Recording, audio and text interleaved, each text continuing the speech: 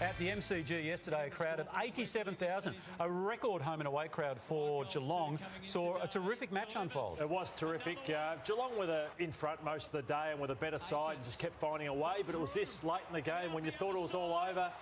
Geelong looked like they could win by 50 points. It got out to 33 points, and Carlton, as they do, they have a way of just surging in, always in close games. I don't know if that's a good thing or a bad thing. Probably a bad thing for Carlton that they can't put sides away or can't blow teams away like they want to. But I just wonder how many premierships sides, with potential sides, we've got left in this competition. I know it's very early. How many do you think? I'd say 3 to 4. You've got the Cats in there now, though, Lotto. Who have you got in there, Lotto? I think Geelong and the Giants are clearly the best two. Surely Collingwood's in there. I think if they lose to Carlton this weekend, you don't want to be sitting outside of the 8 and in 10th or 11th with a percentage currently of 97. It's not good signs for Collingwood. We're not even anywhere near the halfway stage of the season. 16 games left. Yeah, I know there is, but if you're chasing your tail, often you find that if you chase and chase and chase just to try and catch up, you've often done your work before you even get to the final, so they'd want to improve. As close as the Blues were, they'd be worried about how many coast-to-coast goals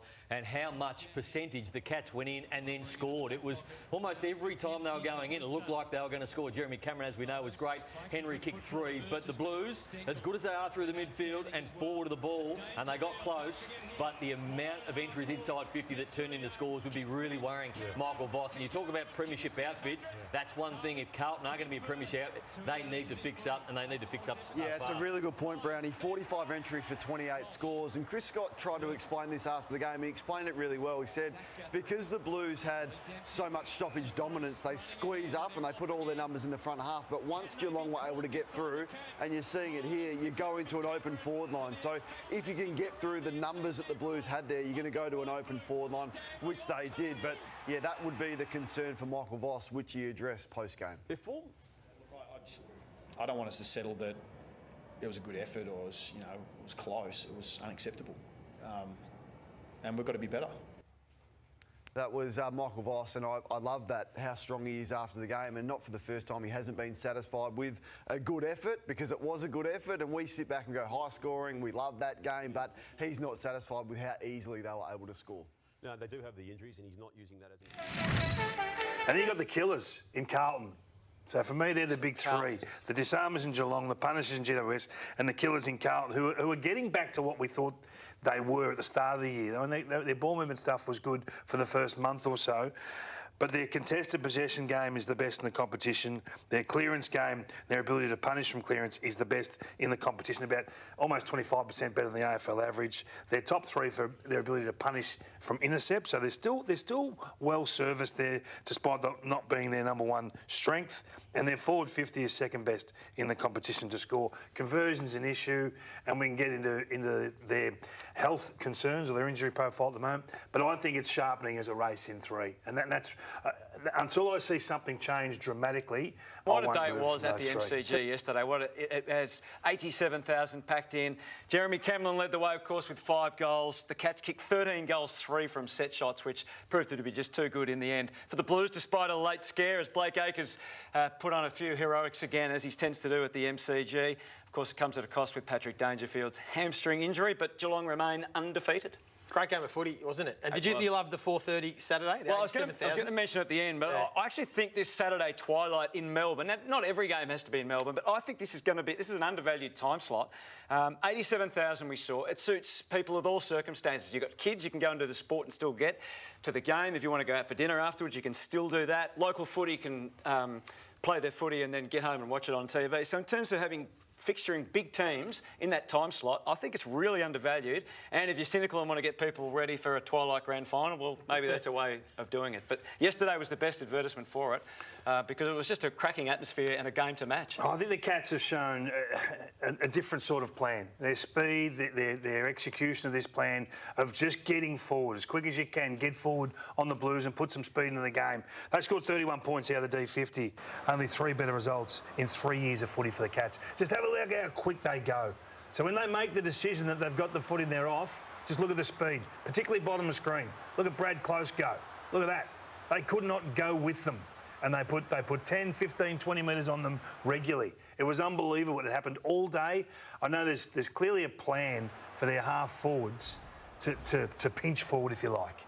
So here, you've got Blake Acres in a great position against, I think it's Graham Myers, just on his left there. Ball's in contest. They're in a pretty good defensive position. But as soon as they win the ball, Geelong, they're gone. And Acres doesn't recover. This is what would really irk Michael Voss. And Stengel finishes forward of the pack again.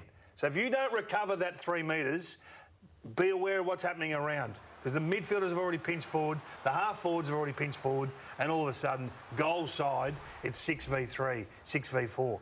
This here, I take my hat off to Zach Toohey and their ability to work.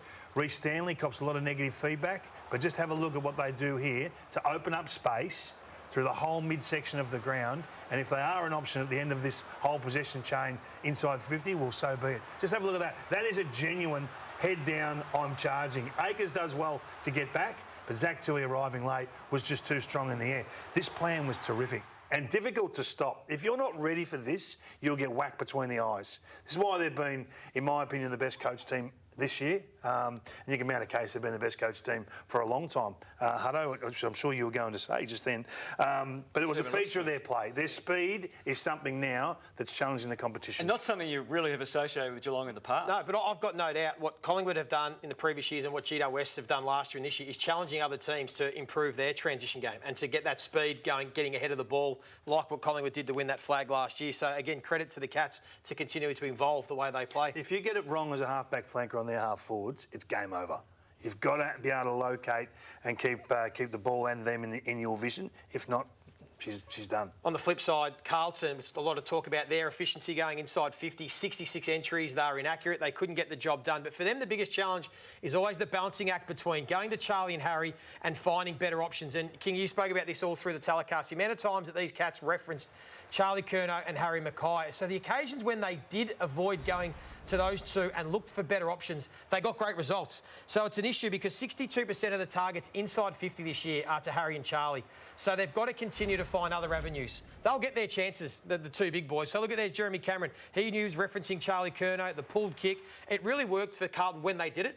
But too often they just keep going to the big boys, hoping that they'll get the results. So when they were targeted 24 times, they got 5 goals out of it when those two big boys were targeted. The rest of the team were targeted 13 times, and they also got 5 goals out of it. So they've just got to find the balance as this season goes on. I know it's a fine line, but when they do it, it looks much better. He's a magnetic player. He's still the most targeted player, I think, for the whole weekend, Charlie. Yeah, 15 times. Paddy Cripps underutilised as a forward. He's kicking a goal well this year. And he's strong. I love him under a tough contested marking situation. I think he should spend more minutes forward. What didn't you love about Carlton? I think big question marks on Zach Williams, the big money recruit, to come into a game like this and actually have an impact. I know he's missed a bit of footy and we give him his dues for that.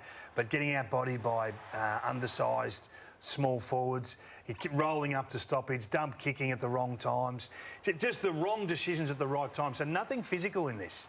All state of mind stuff for me. Just not angry enough, just not hard enough. He's got Stengel covered here, right? And then he rolls up to a position to assist on the pack in front, has no bearing on that play and causes exactly what we showed before, that domino leapfrog game from there forward. So if you're going to do that as a senior experienced player, and they're down on backman at the moment, they've got a whole host of injuries, then you're going to give Geelong perfect opportunities to score. I don't know if you can push forward with this sort of player. I really don't. In the short term, if you've got standards of footy club, and Vossi was strong in the post-match about the defensive side of the game, then for me, you can't push forward with Zach Williams in the short term. You have to have a refresh. I'll be putting Binns in, who was the sub, and saying, hey, it's your opportunity. Even now, with the amount of defenders they have on the sideline. You've got to set standards. And if you accept it or walk past it, that's what you'll become. So I think you've got to make a call. The way he spoke in the post-match has to be backed up by selection. You have to hold that at a premium. And as soon as you lose selection integrity, you are gone. So I think that Vossi will make a call on this sort of player. Not for life. He's not banned for life. But in the short term, go back, reset, and you'll get another opportunity down the track. And that incident with Ollie Henry got fined for that with probably Zach first Williams. Up, yeah. Chris Scott, definitely for me at number 1. Adam Kings, I've really enjoyed what he's brought to the game with the aggression. Vossi's doing great things. John Longmire doesn't get spoken about enough. And I'll put Brad Scott in. You know he's always been one of my favourites. He's done great things with the Bombers this year, hasn't he? Nice of you to get him in the top 5 there, King. Mine's very similar. Brad Scott probably should be a bit higher. I think he's doing an excellent job considering where they were looking at the start of the year. But otherwise, the same 5. Yeah, John Longmire, Michael Voss. He's got plenty of weapons to play with. 5. He's got plenty of weapons to play with. He's doing a pretty good job. Big long injury list. Oh, okay. Vossi, I'll put Vossi up higher. No, you can't. He's not going to be happy with you. He whiz. These are the top 5 for this year. That's all. That's right. Mine Right now. Very similar to yours, actually, King, with Chris Scott on top. You had Vossi lower than me. Why'd you have Vossi so low? Down. They can't kick straight. Vossi, just some fundamentals. Just teach them Get down there and sort it out. Yeah, I could get down. Said before, Lee, that Carlton is a very good 6th, and I'm putting the heat on the Blues this week, not necessarily because they're playing bad football, because they're going to sack their coach or anything like that. I'm putting the heat on them because Michael Voss, their coach, put the heat on them after yesterday's defeat to Geelong. I don't want us to settle that it was a good effort or it was close. It was unacceptable. And we've got to be better. Yeah, we had individuals. I'm not sort of really in the mood to talk up individuals today, to be truthful. So it takes a team to come out and play well, and it takes a team to come out and get the win. And as a team, we didn't get the job done. So I'd like to think we all take ownership of that. I absolutely love that from Michael Voss, and benchmarking against the best. And Ric Flair, the famous wrestler, used to say, to be the man, you've got to beat the man. And they played the Cats, who are the man at the moment. They're 7 and zip. And I think the key difference here is your efficiency going inside forward 50. Carlton has certainly improved this, but going against the Cats who do it even better. Just dumping the ball on top of forwards' heads, but forwards have got to move. So when we show the Cats highlights a little bit later, look at the difference. These are off slow possession. Everyone's just stand, put the hand up. Guthrie's allowed to come across on top of Mackay there. And same here, pressure on the ball kicker. So what happens is it's a scrappy entry. You contrast this to what the Cats do against Carlton. They identified what Carlton do around a stoppage. If they can break that first line in the front of the stoppage, look what creates out the back. You catch Carlton's defence really short. Everyone's charging back. They're scrambling. No one's picking up anyone. And you get these really good marks in good positions. The Cats kick 13 goals from set shots, and most of them were between the point posts. Look at this. Immediately down the bottom, you see Henry absolutely lengthen the ground. You've got to do that first. Cats lengthen, and just as Dempsey gets the ball here, look at every Cats player breaking. 3 are coming out. The kicker, Hawkins, is going back. The Carlton defence doesn't know whether to come at the footy or lengthen back with their opposition players. Bruin gets it here. Mark Blitzarves was just next to Bruin. Watch at the bottom of your screen come along. You'll see Mark Blitzarves, a great runner. But the rest of the Cats forwards who are furthest away lengthen, creates a lot of space through the midfield. Carlton defence doesn't know whether to go back, push up, and what it does is create space, which Mark Blitzarves, who started next to Bruin, has got a ton of space to go back into. And look where you're taking the shot, 20 metres out, and that's how you play against really good sides. So Geelong is 7-0 lead, but Carlton clearly feel as if they have room for improvement. What do you make of the way they're tracking? Oh, absolutely. I mean, Geelong have been outstanding. But I think when you've got Curnow, Mackay and DeConing all playing in the forward line, the temptation is to bomb it into your big forwards, whereas I know Hawkins hasn't really got a goal the last 3 weeks, so Geelong are much more precise in the way they go into their forward 50, and their accuracy was just unbelievable, but they had a lot of shots inside 30. So that's the kind of difference, I guess. When you think, why is an opposition so accurate? Well, if they're bombing them from the 50-metre line, that's just good play to them. But Geelong were setting up shots, centre corridor, relatively close in. That's when your accuracy is really top-notch. And those numbers on the screen, that's a bit of a trend at the moment. The opposition feels like Carlton is super at the stoppage, and they have been with Pitney in the ruck, Cripps, Walsh. But if you can break through that front line forward of a stoppage or a contested situation and play with a bit of speed and dare, you can catch Carlton's defence either really short or having to scramble back as we did in those highlights. And we're setting a high bar here for the Blues, aren't we? A very high bar. They see themselves as a premiership team, potentially. And I loved what Michael Voss did after the game. It'll be interesting to see how they go in future weeks. And the game against Collingwood this Friday looms extremely large. Thought their loss unacceptable on the weekend, and the defensive side of it was what he called out. 118 points was a lot to give up on the weekend. Yeah, they obviously let themselves down in areas, but don't you love the way Bossy's talking? Yeah.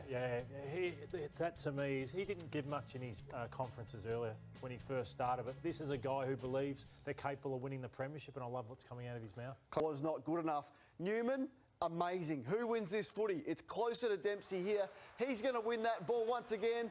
Crunch time. If that's a prelim final on the MCG at the big stage, great technique, and he wanted it more. And Injured Carlton veteran Sam Doherty has backed in coach Michael Voss's scathing assessment of the side's loss to Geelong.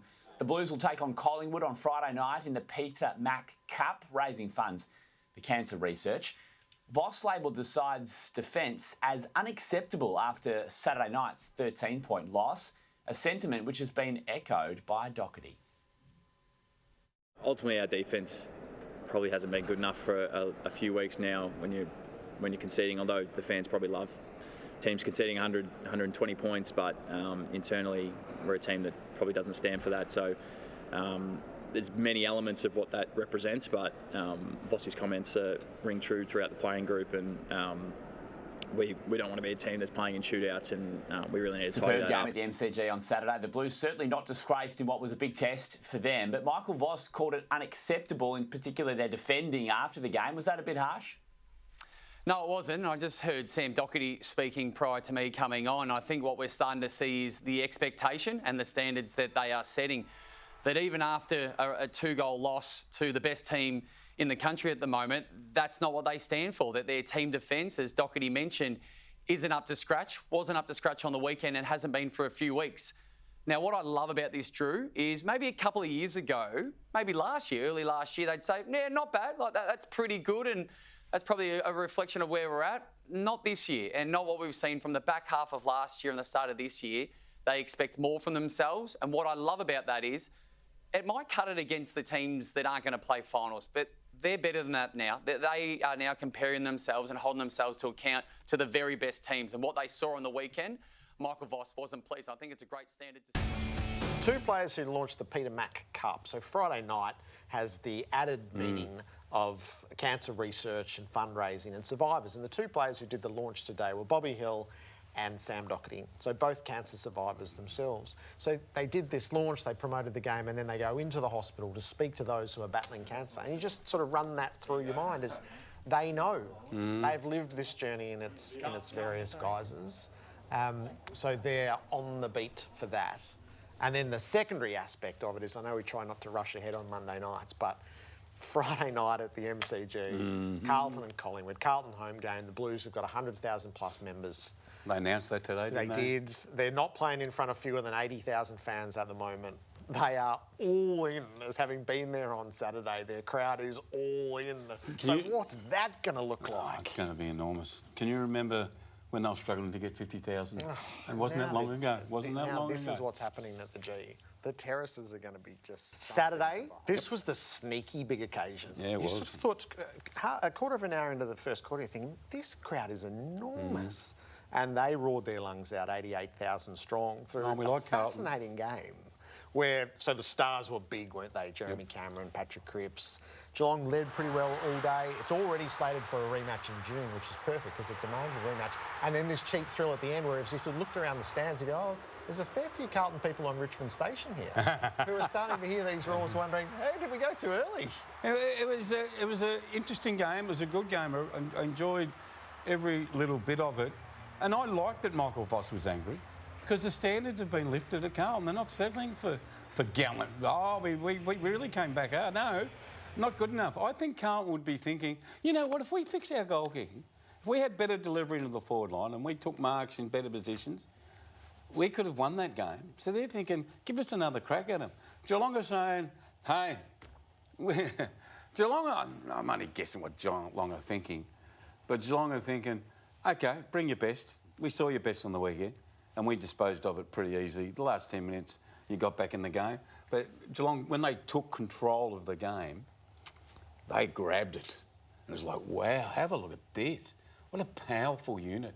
Geelong don't have any, very rarely have players where you look at their team and go, oh, he had a poor game, he had a poor game, and they get carried by 12 or 13.